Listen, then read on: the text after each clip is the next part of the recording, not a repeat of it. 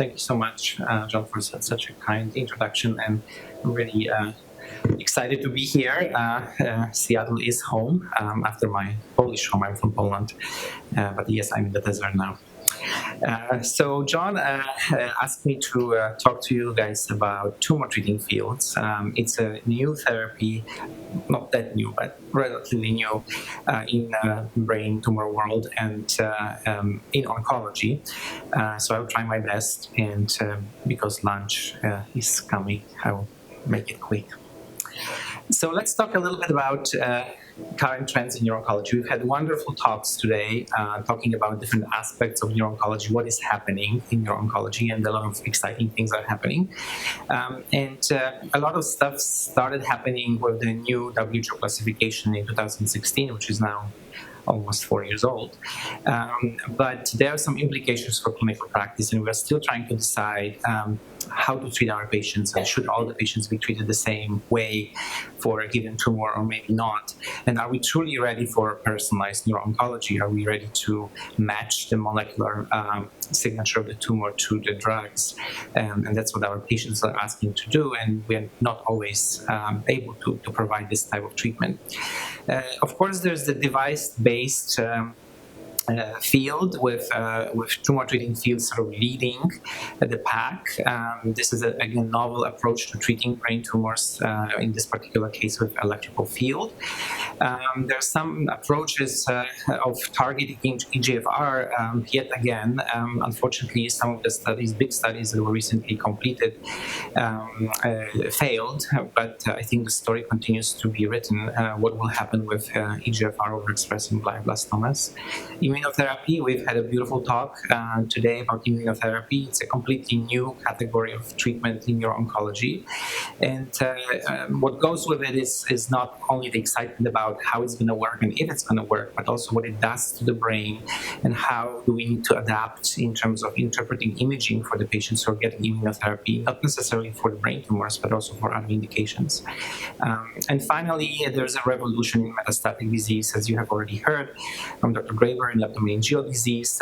We start thinking about metastatic disease differently. We start using systemic therapies, systemic approaches, drugs basically, before we even think about radiation, and sometimes before we even think about surgery. So this is sort of the landscape. Of course, I can cover everything, but it's really an exciting time to be in neuro-oncology. So let's go back to the fellowship at Mass General back in early 2000s. We would be sitting with John Hansen and Santosh Kesri and other fellows with Dr. Hedley White, tumor board, and she would basically tell us what we see here, that there's some pseudopolystatic necrosis, there's some microvascular proliferation, there's some hemorrhages, and of course it's a GBM, and that will be it. So we'll look at imaging, we'll look at pathology, and we will conclude this is the tumor, and that's what we're going to do. This has, of course, now changed somewhat, not as much as we would all like, but it did change, based on this and based on this. This slide has been shown before.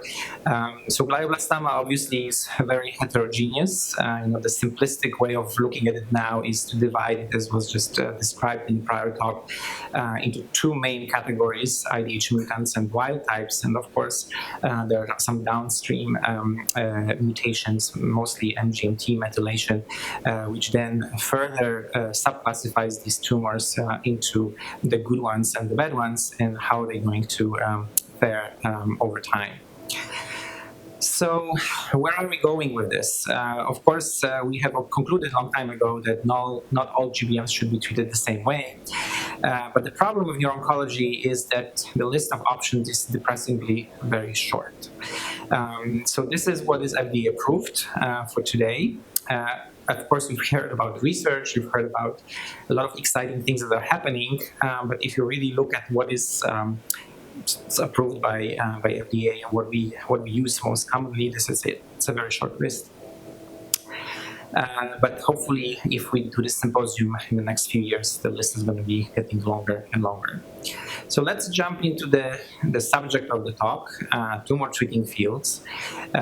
This tumor this treatment type and this technology has been developed for a couple of decades, and we've been sort of lucky in neuro-oncology that the investigators and the company behind it decided to try to go for GBM first, and that's why we have been the recipients of the first data and the first FDA approvals of this treatment for glioblastoma.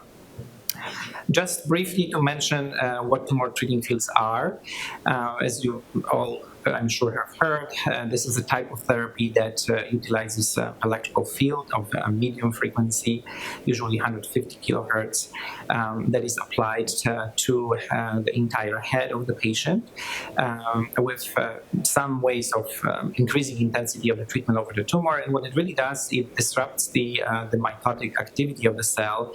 It messes up the mitotic spindle and does not really allow the cell, the cancer cell in this particular case, to divide, and then a process of cell death occurs.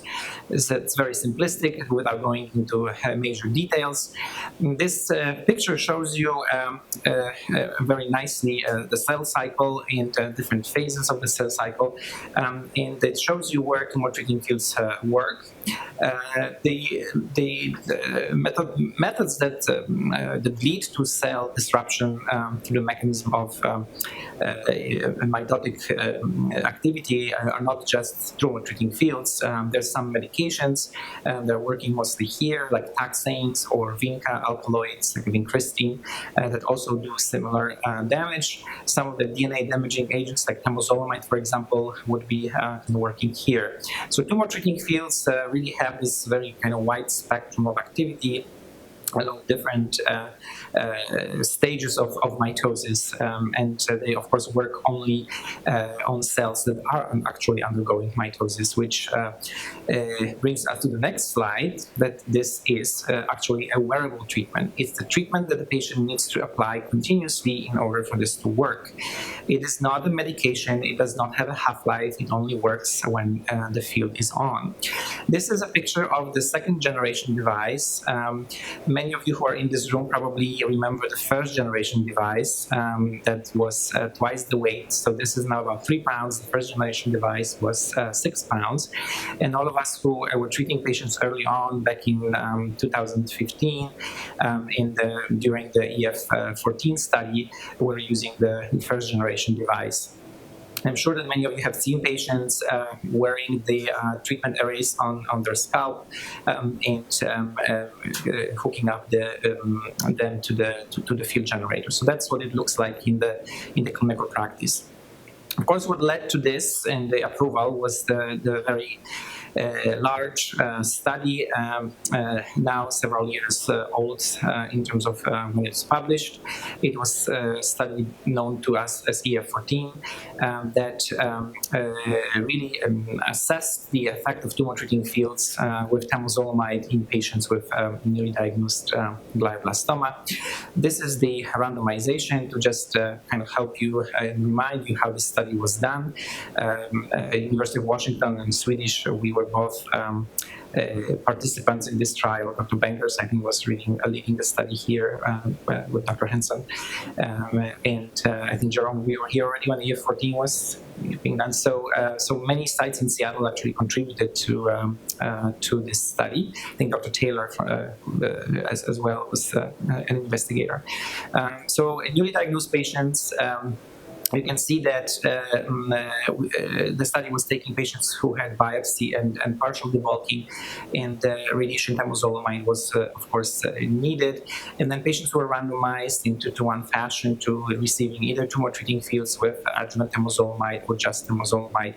And then the follow-up was kind of going on through the first and second progression. So that was the design of the study. It was a pretty large study. You can see 83 sites, quite quite global in terms of locations. So there was a stratification by extent of resection, as of course MGMT promoter methylation following the STOOP study. And the primary endpoint was actually progression-free survival, with secondary endpoint of overall survival in this particular study. So let's look at the progression-free survival first. You see two curves. The blue curve is the combination treatment, so tumor treating fields of temozolomide and temozolomide alone. And you can see, looking at the numbers alone, that there was a benefit of adding tumor treating fields to temozolomide with improved progression-free survival as opposed to temozolomide alone. This is counted from randomization. When you look at the time of diagnosis, it was also maintained.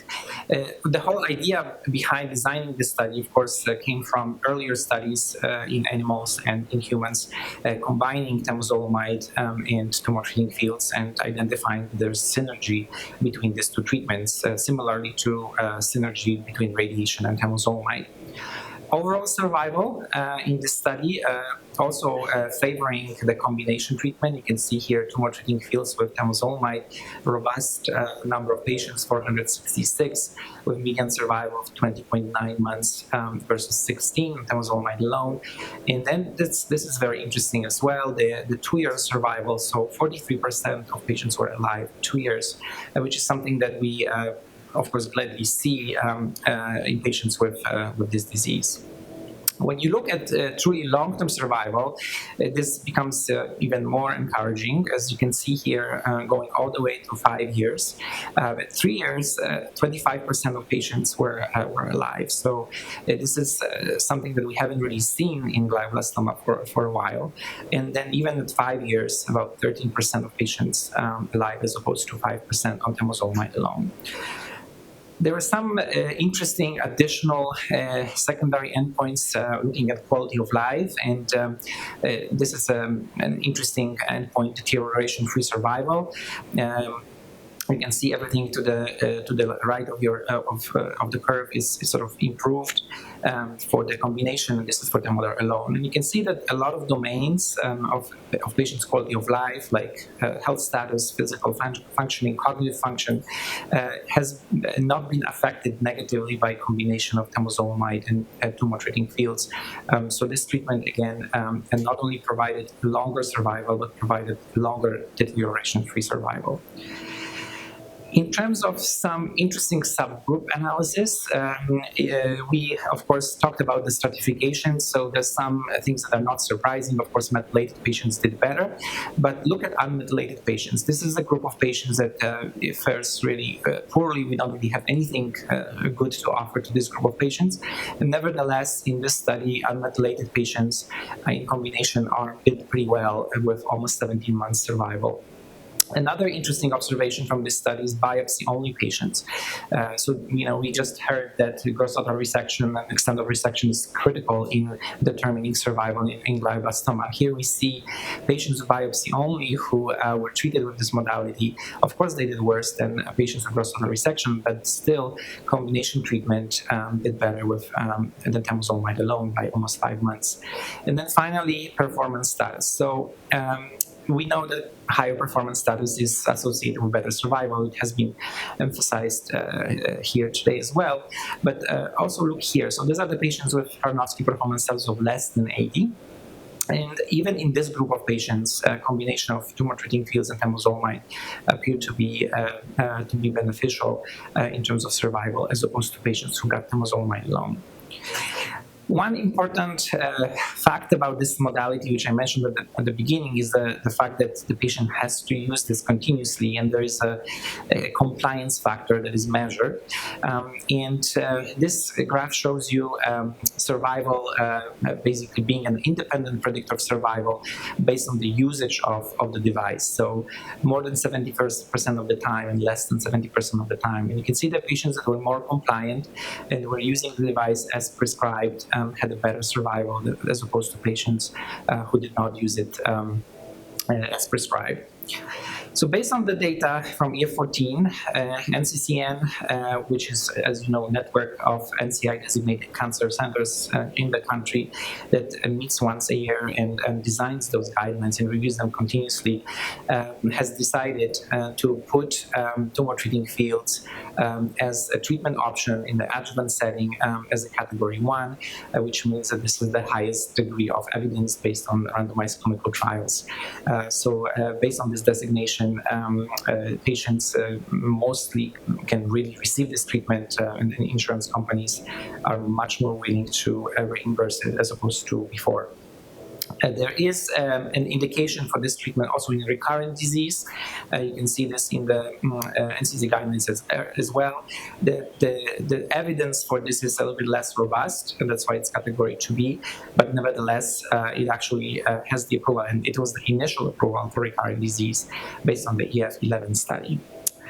So what are the challenges? So it's not all good, even though obviously you saw the data in terms of survival and quality of life. So the main factor, the main challenge that we have with this treatment is patient's acceptance. And this is something that we've been dealing with from the very beginning, even before the F14 data came out. This requires a lot of sacrifice on the patient side. You need to shave your head, you need to wear it all the time. You basically tether to the device. So it does alter the quality of life in a way, even though you saw from the EF14 data that overall these patients are actually doing very well. There continues to be some skepticism around this treatment, and the adoption of the treatment is not uniform across the country. There are still some centers that are not necessarily on board and offering this treatment widely to every single patient. Insurance denial becomes less of a problem. We now got Medicare approval, so Medicare covers this treatment. So that's going to change, and more patients will be able to get it. Private insurers, when the NCCN guidelines came out, have been more readily accepting the treatment as well.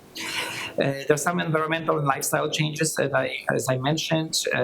Patients who are extremely physically active, who like to do sports, who like to swim, who like to bike and ski, may have some challenges with this treatment, but it's not impossible to do it. There's a little bit of a social stigma. It kind of depends again on where you are. For some patients, this treatment is actually empowering. Wearing the device empowers them that they are actually doing something for their disease. They're proudly wearing it. Some patients don't want to be reminded every day that they're sick, and this reminds them that there's something wrong with them. And sometimes, of course, social stigma in terms of how people perceive you when you're wearing something like this on your body. And there are some skin complications. This is actually a patient of mine who was treated on EF14 study, who developed quite severe skin complications over time. This is actually quite rare. If you do it right and maintain the health of the skin, it does not lead typically to this type of complication. So after EF14 results were published, we even actually before that, we looked back at the clinical practice use of this device, and this was sort of based on the experience from EF11. Patients were starting to use it in clinical practice based on FDA approval. So we went back and we looked at patients treated in clinical practice. So in a sense, it was not a clinical trial, it's a registry, and these were patients with recurrent GBM. So commercial device, a couple of years between 2011 2013, we looked at 457 patients at 91 centers, so quite a diverse population. A third of these patients were women, and the reason why I'm highlighting this is that you might think that women would actually be more resistant to this treatment because of the need for shaving the head, but it's not the case. In my practice currently, I actually have more women doing this than men. So it's not definitely something that that we need to worry about. In this particular experience, when we looked at adverse events, we didn't really see any new signals. So basically, everything was consistent with prior experience. And we compared the results to what was seen in EF11, which was the study designed for the recurrent disease. So as you look at the first table, characteristics of the patients, I kind of highlighted the interesting points. In terms of the distribution of age, KPS, and gender was pretty much similar. But look here. So in PRIDE, when we looked at the clinical experience when people were prescribing the novel TTF, the most 33% of patients received the treatment at the first recurrence, as opposed to only 9% in EF11 study. So in EF11 study, patients were typically offered this clinical trial when everything else failed. So it was the second or third recurrence.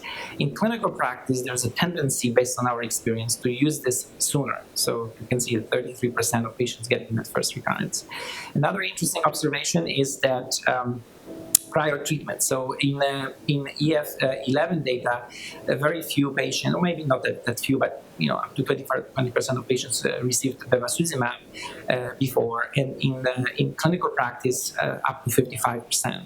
So it's an interesting message. I think one is that there's a tendency to use bevacizumab in clinical practice sometimes a little bit too soon. Two, this first recurrence, the question here is, was it really recurrence or was it maybe pseudoprogression? Some places, academic centers usually are very sensitive to pseudoprogression, and we wait. We don't change treatment, the first scan after radiation. But frequently, in the oncology community, when patients are coming from places where there's no neuro-oncology, they frequently are on Avastin, after the first scan from radiation, because there was a change and decision was made to start Avastin. So I think this probably explains why so many patients were treated at the first recurrence and why Avastin was being used so much. In terms of the survival, and which also can be explained by what I just said, the median survival in the PRIDE data set was 9.6 months versus 6.6 months in the EF11 study, and with the 1 and 2 year survivals also being superior in the PRIDE data set.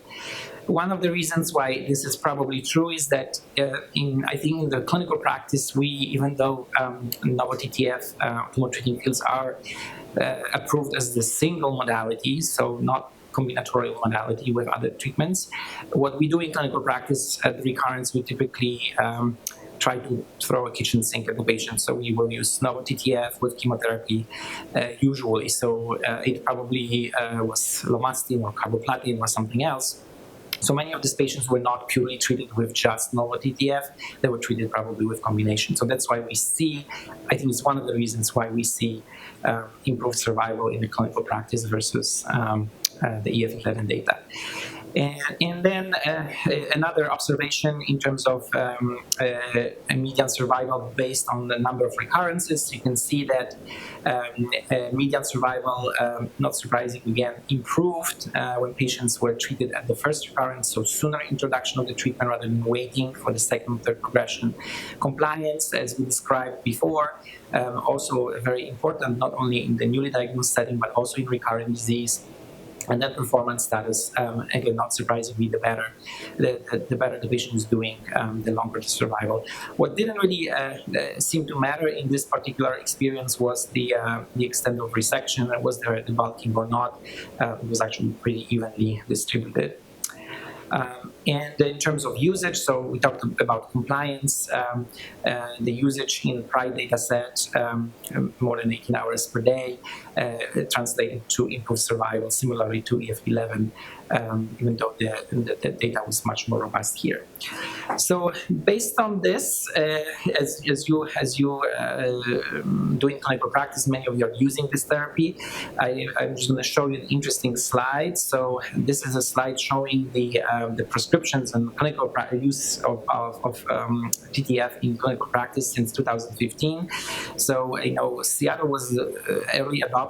I think UW, when I was there, we were one of the first 15 sites in the whole US that actually were using novel TTF for patients by prescription. And look what happened. This is the last quarter of 2018. I don't have the data from last year. So US, of course, leading the pack, followed by Europe, Middle East, and Africa. This is the yellow one. And then a couple of, it is approved in Japan. So you can see that over 10,000 exposures, 10,000 patients cleared globally. This number is probably higher now, probably 12,000 or more. Despite the skepticism that we talked about, I think this treatment has established itself in neuro-oncology, and because it's now available across the US, in Europe, and in some Asian countries, patients have access to it. What's fascinating is that this is not obviously the end. TTF technology is being explored further, and specifically in neuro-oncology. So some of the studies that I wanted you to be aware of, there are ongoing studies in pediatric patients. So as for now, this technology is only approved by FDA for adults, but the study is ongoing in pediatric patients. There's an autopsy study looking at what really happens to these tumors after treatment. So the patient who was treated with TTF passes away, and there's a brain donation. We can then study genetic signatures of these tumors and see what alterations we can observe, which will again lead us to understanding the biology and how this treatment works long term. Combination of TTF with vaccines and immunotherapies, it's another interesting study. There is sort of an effort to see if the treatment arrays could be potentially placed sort of inside the skull as opposed to outside. It sounds very invasive, but there is an approach to see if that would be feasible. There are some studies looking at TTF with bevacizumab. This has been shown already by Eric Long from Boston that this combination is safe, but there are now ongoing studies. And there's also a study in recurrent meningioma that's led by Priya Kundekar at Northwestern. So there's a lot of activity. And I didn't mention metastatic disease because we're going to talk about it next. So exciting for tumor treating fields last year, there is a new indication. So we're now sort of moving away from glioma and kind of moving into other diseases, other cancers. And novel TTF has been studied extensively in other malignancies, which I will share with you in the next 4 minutes. So one of the malignancies that they really tested it for was malignant mesothelioma. Last year, this was actually approved in combination with chemotherapy, and this was the first treatment approved since 2004. A lot of work went into this, which we don't have time to discuss, but just to show you, there are some simulations of the electrical field in the chest, and the fact that it actually can be distributed quite nicely with good intensity within the mesothelium and lung tissue. Of course, you can see that treatment arrays are much larger than the ones that are placed on the head for glioblastoma, but in a sense of cosmetic issues, this can all be sort of hidden away. So I think these patients have less of an issue in terms of this, the social aspects of this treatment, because it can be more concealed.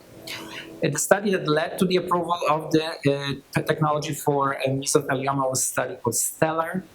This was a study for previously untreated, unresectable mesothelioma of 80 patients, and patients were treated with tumor treating fields as well as chemotherapy. So again, the synergy between the two treatments. Pemetrexed and cisplatin are typically treatments that are used for mesothelioma, and then they were followed longitudinally. You can see here the median survival about 18.2 months. Just for the reference, the mesothelioma stage 2 or 3 median survival is typically anywhere from 12 to 14 months. So certainly this treatment has made a significant dent, and that's the reason why FDA favorably approved it. When you look at the response rate, no complete responses were seen. However, there were 40% partial response and 57% stable disease, which kind of adds up to basically disease control of 97%, which is actually quite a large number. So now patients with mesothelioma have another treatment available to them. Let's move back to the brain. I promised we're going to talk about meds. There is the rationale, of course, to use this in metastatic brain disease, given the fact that metastatic brain disease is typically sort of a whole brain disease. The incidence of metastatic disease is increasing, as we've heard. before. We have the common players in our clinics: lung, breast, melanoma, the three most common ones. And the problem, of course, with treatment is the blood-brain barrier that we are all always worried about. So using tumor treating fields can be attractive because we don't have to worry about blood-brain barrier. It works really for the whole brain. And there's already evidence from other studies, specifically non-small cell lung cancer study called LUNA, that provided evidence that TTF works for this disease, so why not try it in the brain? These are some examples of my patients with multifocal brain metastases. Specifically pay attention to this patient with posterior fossa disease. It will become important in a minute. So prognosis in brain metastases, we've seen this here before as well. So GPA classification sort of divides patients into those who do better and not. The higher the score, the longer the survival. And you can see that HKPS and number of mets are usually what matters. And this is the study that was designed for METs. It's actually combining, it's for METs from non-small lung cancer. It's combining SRS with tumor treating fields and best standard of care versus SRS and best standard of care without tumor treating fields. Interesting endpoints, and not only time to intracranial progression, but also looking at neurocognitive function. We've heard about the importance of this, the whole movement of changing from whole brain to SRS. Now maybe medication and maybe TTF, which will help our patients to preserve cognitive function. Just in the interest of time, I'm going to run through this. Inclusion and exclusion criteria. Basically, a patient needs to have an inoperable brain mets or several mets that were untreated, and the diagnosis of non-small lung cancer. So the study is ongoing. We have it open at Mayo in the down south. Is it open in Seattle? No. 2 minutes. So we'll see what the results will be. So hopefully we'll have some data in the next couple of years. So I mentioned that the posterior fossa will become important. So here's the moment. Technically, tumor treating field therapy is approved for supratentorial tumors. So in glioblastoma world, when we treated the patients, the tumor had to be in supratentorial compartment, and the reason is the physics of the treatment, how the electrical fields are distributed, and it was believed that posterior fossa would be basically undertreated. However, there's some new phantom data looking at TTF applied differently, and definitely what you can see from this is that there can be a therapeutic intensity achieved in the posterior fossa, as you can see here. When the treatment array is applied kind of lower in the occipital area and upper neck, and then 2 additional areas sort of on the sides and 1 on the top of the head. So based on these results, the METIS study was modified, and as you can see now, the patients who have METs in the cerebellum are now allowed in the study, as opposed to when the study was designed, they were excluded. So that potentially can also be interesting for some of our patients with glioma. It doesn't necessarily frequently affect cerebellum, but it can be the case. So occasionally you might consider thinking about using it for that indication. So we mentioned that TTF is being used in other diseases. So let's kind of look at the pipeline. So for glioblastoma, we now are approved for 2 indications: recurrent disease and newly diagnosed disease. For METs, we just mentioned the METIS study is enrolling, so we're going to have to wait for the results. The LUNAR study for lung cancer was completed, the first phase, and then there's another study now enrolling patients. Mesothelioma, we talked about the approval, so it's now official. There is a study ongoing for pancreatic disease called PANOVA. The first one was completed, the PANOVA 3 is enrolling. For hepatocellular carcinoma is enrolling, and for ovarian cancer, 1 study completed and 1 enrolling. So you can see that the spectrum of this technology is really quite wide, and you will see if the data from GBM, data from mesothelioma will sort of also translate into other malignancies and will help patients do better. So in conclusion, tumor treating fields are now well-established therapy for glioma. The tolerance is quite good. As you know from your clinical practice, this combination, this technology is safe when combined with cytotoxic drugs. Again, the bevacizumab data is mostly from Boston, but I think we all use this, and there's going to be a study, and there is a study using this with bevacizumab, but I think we've all used it together, and at least in my personal experience, I haven't seen any disasters, specifically hemorrhages, so I think it's safe. I think this may become an option for metastatic disease. Studies, again, ongoing. It's very exciting to see the mesothelioma data and all the other indications that I mentioned about. So with that, I wanted to thank Dr. Hansen, Dr. Cobbs, and Dr. Litvak and the organizing committee, patients and families who contributed to the research, my colleagues, authors of the cited work in Novocure, the company who provided some of the invaluable slides. And with that, I want to invite you to the desert. It's nice down there now, not coming in July, but now it's beautiful. You can follow us on Twitter. And then we have a program like you guys in a month. This is our annual Advances in Innovations in Complex Neuroscience in beautiful Sedona.